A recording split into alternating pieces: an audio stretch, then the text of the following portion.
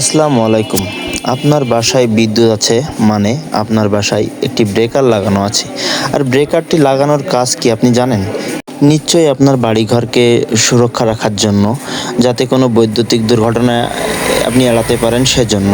তো আপনার এই ব্রেকারটি আসলে ভালো ব্রেকার এবং সঠিক মানের ব্রেকার লাগানো আছে এবং সঠিক কাজের ব্রেকার লাগানো আছে কিনা কিন্তু আপনি জানেন? অবশ্যই না। তো এখন বলি আপনাদের আসলে করণীয় কী? প্রথমত আপনি ভালো কোম্পানির একটি ব্রেকার লাগাবেন, যেটা অবশ্যই ভালো মানসম্মত হওয়া লাগবে এবং গ্যারান্টিযুক্ত।